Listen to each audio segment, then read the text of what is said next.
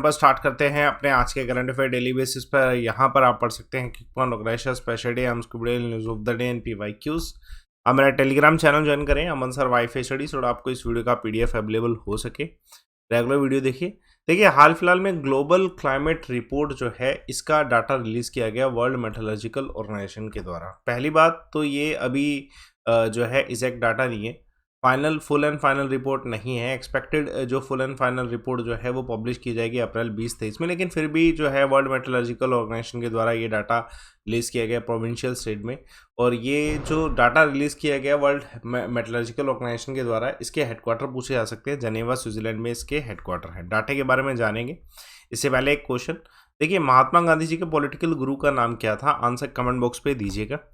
तो रिपोर्ट के बारे में जानते हैं। देखिए रिपोर्ट बेसिकली ना IPCC असेसमेंट रिपोर्ट जो होती है उसका एक कॉम्प्लीमेंट्री जो है डाटा है। बेसिकली जो रिपोर्ट क्लाइमेट IPCC के द्वारा दी जाती है उसी को कॉम्प्लीमेंट करने के लिए एक असेसमेंट किया जाता है। इस असेसमेंट में जितना भी करंट क्लाइमेट जो स्टेट है उसके ऊपर डिस्कस किया है, क्लाइमेट इंडिकेटर्स को जो है लाया जाता है, जितने भी एक्सट्रीम इवेंट्स हुए हैं उनका क्या इम्पैक्ट पड़ा है क्लाइमेट पे, इन सब चीज़ों को डिटेल में डिस्कस किया जाता है। देखिए ये जो वर्ल्ड मेट्रोलॉजिकल ऑर्गेनाइजेशन है, इस ऑर्गेनाइजेशन के बारे में पूछा जा सकता है। तो इंटर गवर्नमेंटल ऑर्गेनाइजेशन है जिसमें 192 मेंबर है, इंडिया इज़ द मेंबर। और ये ओरिजिनेट हुआ था as an international meteorological organization 1873 में। वियना इंटरनेशनल मेट्रोलॉजिकल कांग्रेस थी, उसी में इसे एस्टेब्लिश किया गया था। उसके अलावा इंडिया के द्वारा कुछ ऐसे इनिशिएटिव लिए गए जिसको जो इस रिपोर्ट में डिस्कस किया गया। पहले IPCC में भी डिस्कस किया गया था और इस रिपोर्ट में भी डिस्कस किया गया। जो इंडिया के द्वारा इनिशिएटिव है वो है national action plan to combat the climate change. इसमें 8 मिशन है, सब मिशन है इसके अंदर। जैसे एग्जांपल नेशनल सोलर मिशन इसी के अंदर आता है, नेशनल वाटर मिशन भी इसी के अंदर आता है। ये सारे के सारे जो मिशन है क्लाइमेट चेंज जो हो रहा है उसके इम्पैक्ट को रोकने के लिए। एक और करंट अफेयर देखिएगा, Mathura Vrindavan carbon neutral target 2041। तो ये कौन सी सरकार के द्वारा लिया गया है? यूपी सरकार के द्वारा। यूपी सरकार ने अनाउंस किया है कि जो मथुरा वृंदावन है उसे नेट ज़ीरो कार्बन एमिशन जो है घोषित किया जाएगा। 2041 तक ये अचीव कर लिया जाएगा। टूरिस्ट डेस्टिनेशन का अगर देखें तो ये इंडिया में फर्स्ट टाइम है जो कार्बन न्यूट्रल मास्टर प्लान बनाया जा रहा है किसी टूरिस्ट डेस्टिनेशन प्लेस का, और 2041 इसका टारगेट है। उसके अलावा इसके बारे में और डिटेल जानते हैं। इससे पहले क्वेश्चन, जूनागढ़ इंस्क्रिप्शन जो है फर्स्ट इंस्क्रिप्शन है और ये किस भाषा में था? तो इस क्वेश्चन का आंसर कमेंट बॉक्स पे दीजिएगा। पहले तो नेट ज़ीरो एमिशन का मतलब समझते हैं। नेट ज़ीरो एमिशन का मतलब होता है कार्बन न्यूट्रलिटी। और जैसे एग्जांपल के तौर पे जो लोकेशन है वृंदावन की लोकेशन है, वहाँ पे टूरिस्ट व्हीकल्स को बैन किया जाएगा ब्रज रीजन में पूरा जो है। उसके अलावा बहुत सारे जो फेमस पिलग्रिमेज सेंटर है वृंदावन और कृष्ण जन्मभूमि, ये भी इसमें इंक्लूडेड है कि वहाँ पे टूरिस्ट जो व्हीकल है वो नहीं चलेंगे। इसकी लोकेशन जानते हैं। बेसिकली इसकी लोकेशन मथुरा में है जो सिचुएटेड है यमुना नदी के किनारे। लॉर्ड कृष्णा का ये एडोप माना जाता है और हिंदू धर्म में इसकी बहुत मान्यता है। ओल्डेस्ट हिस्टोरिकल रिकॉर्ड में भी है, इवन एपिक रामायणा में इसको मेंशन किया गया। ठीक है, मथुरा का रिकॉर्ड इस चीज़ में है कि कुषाण किंग जो कनिष्क थे उनकी कैपिटल के रूप में इसे जो है रिकॉर्ड किया गया 130 AD में। उसके अलावा बहुत सारे प्रसिद्ध टेम्पल इंडिया के, जैसे Banke Bihari temple, Govind Dev temple, Rangaji temple, Dwarkadhish temple, ISKCON temple, ये सब इसी लोकेशन पे सिचुएटेड है जहाँ पे टूरिस्ट बहुत जाते हैं। एक और करंट अफेयर देखिए, कौन सी कंट्री है, ये बहुत अच्छा क्वेश्चन है, कौन सी कंट्री ने वर्ल्ड रिकॉर्ड बनाया है लॉन्गेस्ट पैसेंजर ट्रेन चलाने का? तो आंसर है स्विट्जरलैंड। आप देख सकते हैं ये इमेज, ये इतनी विशाल का ट्रेन है, अराउंड 2 किलोमीटर का इसका लेंथ है। तो obviously it's very huge, 2 kilometre का लेंथ जिसमें 100 कोचेज़ हैं।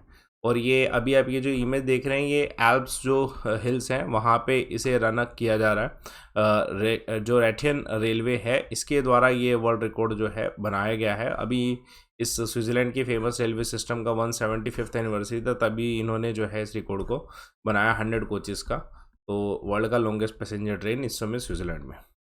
एक और करंट में देखिएगा, नार्कोस जो है ये ऑपरेशन किस के द्वारा चलाया जा रहा है? तो इंडिया में रेलवे प्रोटेक्शन फोर्स के द्वारा। इंडिया का first vertical lift railway bridge कहाँ पर बनाया गया? तो ये तमिलनाडु में। एक और करंट अफेयर वेरी इंपॉर्टेंट, देखिए अरुणा सैराम जो हैं इनको अभी हाल फिलहाल में एक जो है केवलर अवार्ड मिला है। ये जो अवार्ड है किस कंट्री के द्वारा दिया जाता है, तो ये फ्रांस के द्वारा दिया जाता है। ठीक है, तो अरुणा सैराम जी जो हैं इनका जो अगर अचीवमेंट देखें, ये कार्नेटिक सिंगर हैं, कंपोजर हैं, कोलैबोरेटर हैं, ह्यूमनिस्ट हैं, ओरेटर हैं और इनको जो है केवलर अवार्ड से हमारे हाईएस्ट ऑनर है फ्रेंच गवर्नमेंट में। और इनको ये सिर्फ और सिर्फ इनकी सिंगिंग स्किल के लिए नहीं मिला, इन्होंने कंट्रीब्यूट किया है इंडो फ्रांस रिलेशन डेवलपमेंट में, तो इस वजह से भी मिला। तो एक और करंट अफेयर, ऑथर जो एनिया आर्नोक्स हैं ये नोबेल प्राइज़ लिटरेचर में जीते हैं। अब ये किस देश के हैं? फ्रांस के हैं। श्वेता बाबू जो हैं ये कौन से देश की हैं और इनको भी 2022 नोबेल प्राइज़ मेडिसिन में मिला, तो ये स्वीडन की हैं।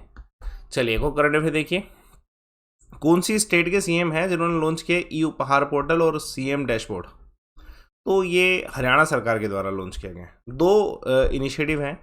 देखिए पहला तो उपहार का ये है कि जैसे सीएम को बहुत सारे गिफ्ट रिसीव होते हैं तो उनका कुछ फ़ायदा उठाया जाए, तो इसलिए ई उपहार पोर्टल है जो कि जहाँ पर जो है ऑक्शन किया जाएगा इन गिफ्ट्स का और जो अमाउंट मिलेगा वो सीएम मिनिस्टर रिलीफ फंड में डाला जाएगा सो डैट कि पब्लिक वेलफेयर में उसको यूज़ किया जाए। ऐसा अनाउंसमेंट किया गया सीएम के द्वारा। उसके अलावा जो है सीएम डैशबोर्ड है जिसमें 1 क्लिक पर जो है सीएम को सारा जो है डाटा मिलना स्टार्ट हो जाएगा जो भी स्टेट में डेवलपमेंट चल रही है। तो ये हाई लेवल डिसीजन है। एक और करंट अफेयर देखिए, फर्स्ट स्टेट कंट्री में जिसने गति शक्ति पोर्टल लॉन्च किया, गुजरात ने। देखिए अभी हाल फिलहाल में एंटी जो है SCO टेररिज्म एक्सरसाइज जो है हुई थी जिसमें पाकिस्तान ने पार्टिसिपेट किया और ये कहाँ पे हुआ था? मानेसर हरियाणा में। एक और क्वेश्चन देखिएगा वेरी इंपॉर्टेंट, कौन सी स्टेट में जो है राइजिंग सन वाटर फेस्ट 2022 जो है ऑर्गेनाइज किया गया था? तो ये हाल फिलहाल में नॉर्थ ईस्ट में जो है ऑर्गेनाइज किया गया मेघालय में, राइजिंग सन वाटर फेस्ट 2022। तो इसको अभी हाल फिलहाल में क्लोज किया गया है। 3 दिन का ये वाटर स्पोर्ट्स इवेंट था।